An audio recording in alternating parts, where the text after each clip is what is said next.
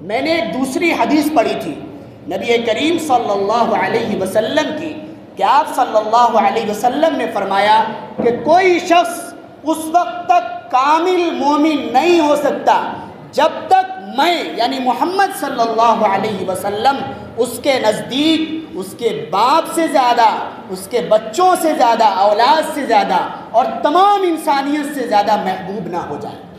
اس کے اندر محبت کی دلیل بتلایا گیا ہے۔ نبی کریم صلی اللہ علیہ وسلم سے محبت کرنا اتنا آگے بڑھ جائے کہ اس کے باپ سے زیادہ محبت ہو جائے، اولاد سے زیادہ محبت ہو جائے اور تمام انسانیت سے زیادہ محبت ہو جائے۔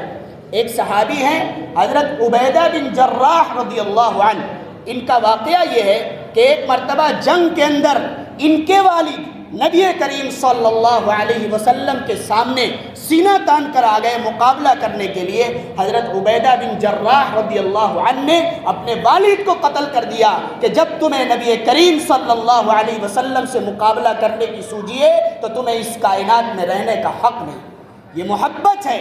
محبتیں دو طرح کی ہوتی ہیں، ایک محبت طبعی فطری ہوتی ہے، پیدائشی ہوتی ہے، اور ایک محبت وہ ہوتی ہے جو عقل سے سمجھی جاتی ہے، جسے محبت عقلی کہا جاتا ہے۔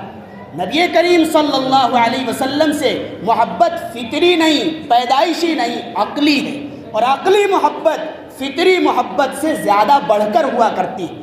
فطری کا مطلب یہ ہے کہ ہر باپ اپنے بچے سے محبت کرتا ہے اور ہر بچہ بیٹا اپنے باپ سے محبت کرتا ہے۔ یہ پیدائشی اور فطری اور طبعی محبت ہے کہ ہر شخص کو محبت ہوتی ہے۔ بکری کو اپنے بچے سے محبت ہوتی ہے، دوسرے جانوروں کو اپنے بچے سے محبت ہوتی ہے، ایسے ہی انسانیت کو اپنے بچوں سے اور بچوں کو اپنے والدین سے محبت ہوا کرتی ہے۔ یہ فطری محبت ہے۔ اس کے علاوہ ایک عقلی محبت ہوا کرتی ہے۔ عقل کا تقاضا اس طریقے سے سمجھ سکتے ہیں کہ کسی کے جسم پر ایک پھوڑا نکل آئے، کسی کے جسم پر ایک پھوڑا نکل آئے اور وہ کسی آپریشن کرنے والے ڈاکٹر کے پاس جائے اور یہ کہے کہ میرا یہ پھوڑا نکلا ہوا ہے، آپ اس کا علاج کر دیجئے، تو یہ بتایا جائے کہ وہ اس ڈاکٹر کے پاس آپریشن کرانے کے لیے کیوں گیا ہے؟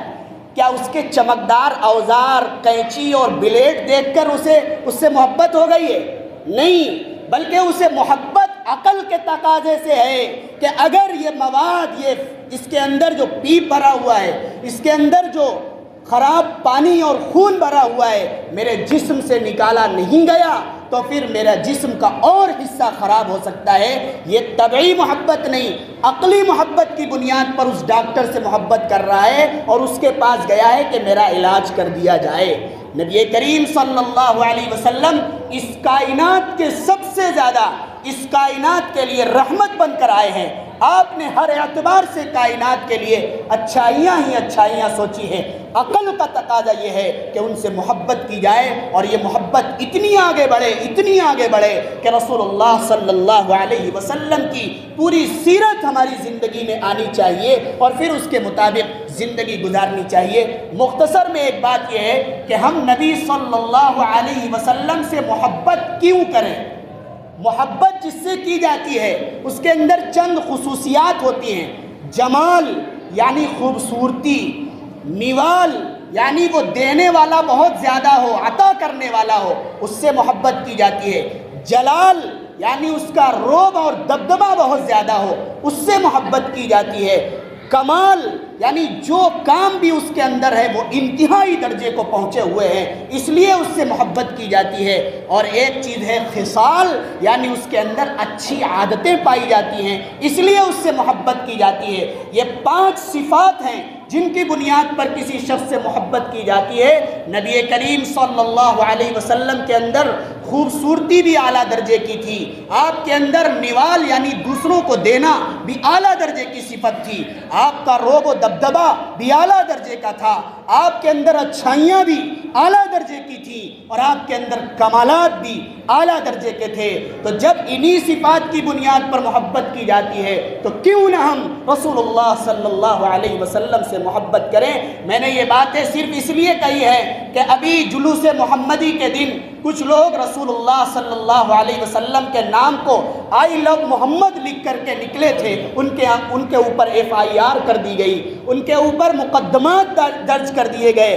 آج ضرورت ہے ہمارے پاس اور ہماری ضرورت ہے کہ ہم رسول اللہ صلی اللہ علیہ وسلم کی سیرت کو اپنائیں، ان کے طریقے کو اپنائیں اور دنیا والوں کو دکھائیں کہ تمہیں نام سے نفرت ہے، ہم تو ان کے پورے کردار کو اپنی زندگی کے اندر داخل کرنے کے لیے تیار ہے۔